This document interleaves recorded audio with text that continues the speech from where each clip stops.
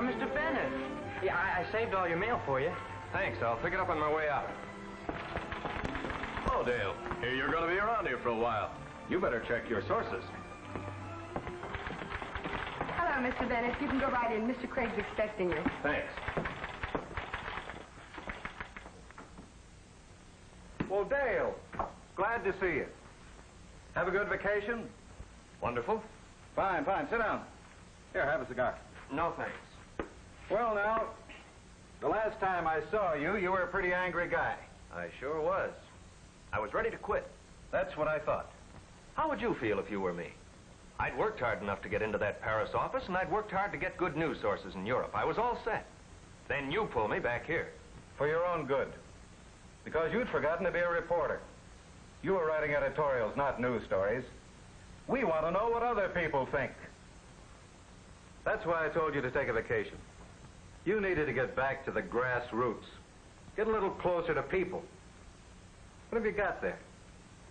This is my vacation, in pictures. That's really what I want to talk to you about. I want you to have first crack at it. Shoot. Okay. You told me to take a vacation and think it over. When I left here, I just threw some camping gear into a station wagon and took off for nowhere. A few miles out of the city, I got an idea. There was Lake Michigan, looking cool and inviting. I thought, why not? And man, that old lake felt good. I was a new man when I came out. Got to watching a beach car scooting along. And then I stumbled right into something really attractive. Well, hello.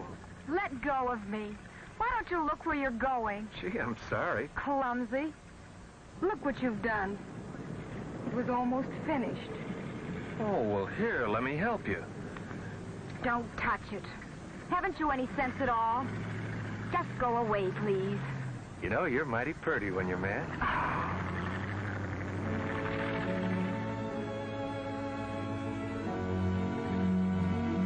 She was plenty mad. I tried to think of some way to make things right, but no luck. Oh, well.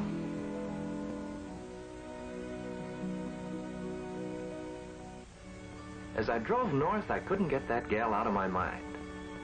Then at a town along the way, I stopped to get some gas and maybe learn something about the local scenic spots.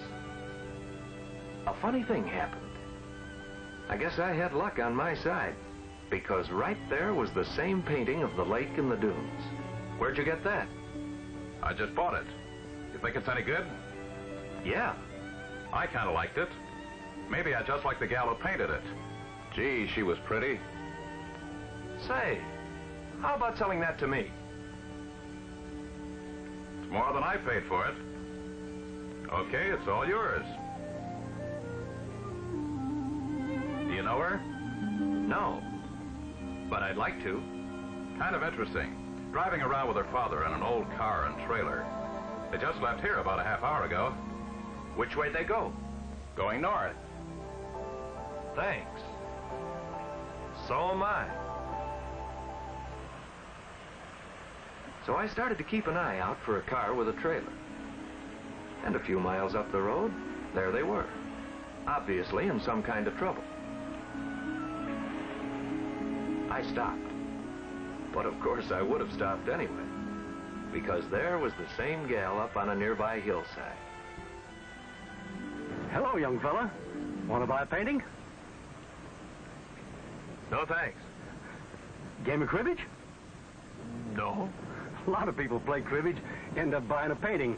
Whole back end's full of them. Know anything about engines? Some. What seems to be the trouble? Well, have a look. If it isn't one thing, it's another. Engines, brakes. Here, I'll show you.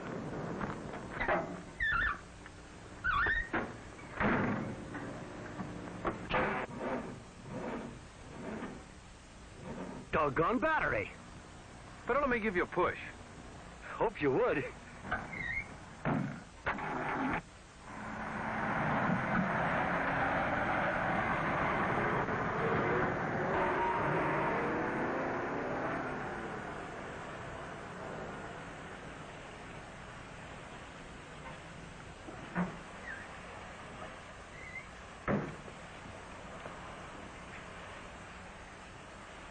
Just wanted to say thank you. Not at all.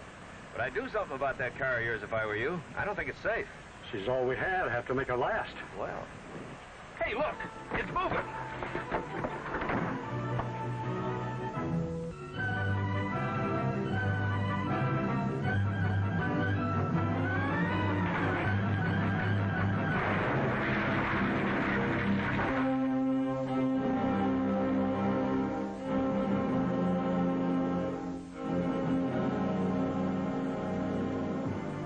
I never felt so sorry for any two people in my life. Her name was Connie. Her father was retired on a little pension, and she managed to sell enough paintings to just keep going. And then the whole thing went up in smoke. What did you do? I had a car. Wasn't going anywhere. What could I do? So I hooked my station wagon to their trailer, and we drove off together. And frankly, I wasn't at all sorry to do it. My vacation was turning out a lot better than I'd expected. What Connie felt, she kept to herself. And her dad? Well, it was hard to tell what he thought, too.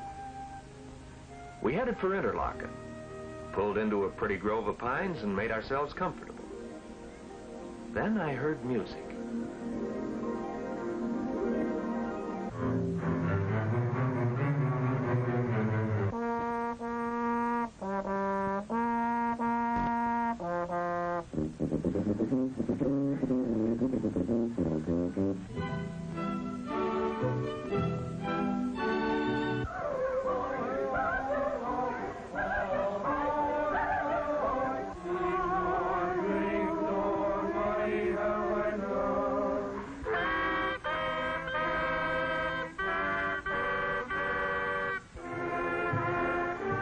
Hundreds of youngsters come to Interlaken every summer.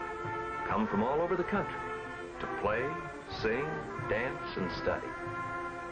It's a wonderful spot.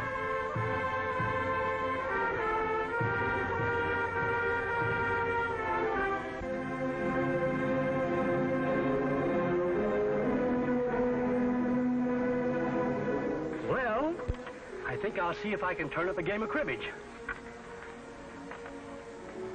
Anything I can do? No, thanks.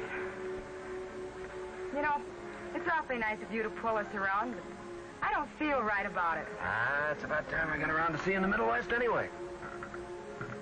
I just love it. For years I've wanted to travel around and paint these beautiful scenes. Ted thinks I'm a little foolish. Ted? Who's he? Ted Newell. We've known each other since kindergarten. He thinks I ought to give it up. Mm-hmm. Get married? Settle down? I'm not ready to give up yet. Maybe he's right. My paintings don't sell very well. Oh, don't let that bother you, baby. Well, think of all the great painters that had to die before their stuff began to sell. Take Cézanne, Gauguin, Van Gogh. Sometimes I think 2 years in Paris can make people awfully patronizing. Uh-oh.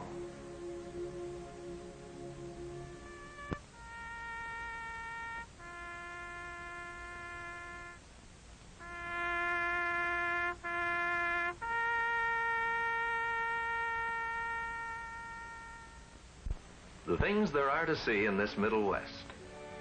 Spring Mill State Park in Indiana takes you back. There's an old water wheel there, still running just as it did when our forefathers built it more than 100 years ago.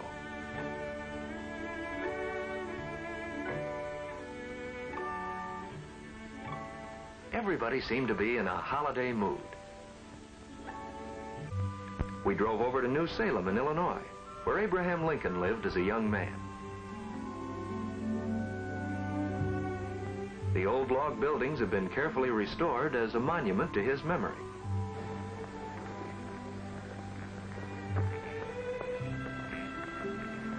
I don't know about you, but a place like this makes me feel a shadow of history.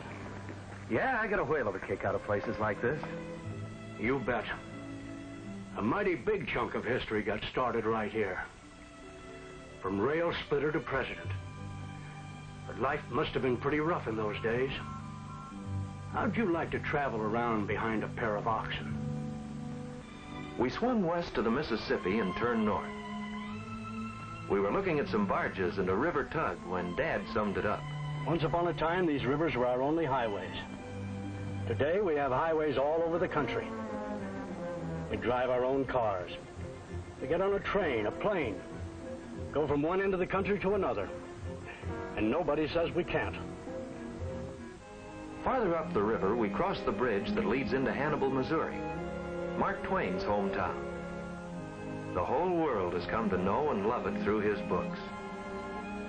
You can still see settings that come to life in his books, like Mark Twain's home and Tom Sawyer's famous white fence. Not far away is a statue to Tom and his friend Huck Finn, the first statue ever put up in America to people out of a book. From there, we rolled across Missouri to Kansas City, where we saw one of the most beautiful war memorials in this country. From there, you get a fine view of the city itself.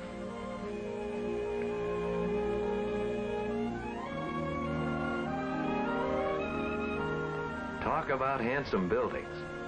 You ought to see the state capitol at Lincoln, right in the corn belt of Nebraska. And then Kansas.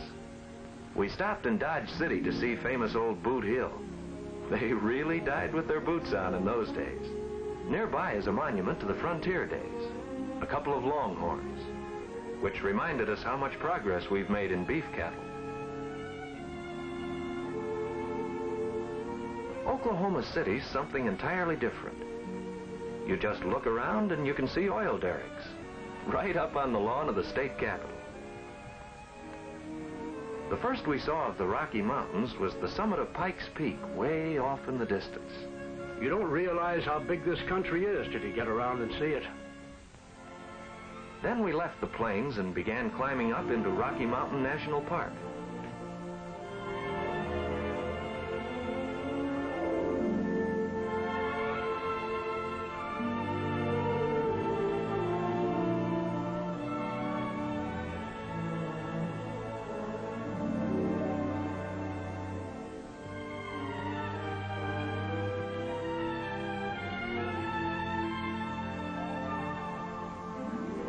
There are plenty of mountains, all right. You keep climbing higher and higher. For miles on Trail Ridge Road, you can actually see the timberline below you. You're riding right on the top of the world.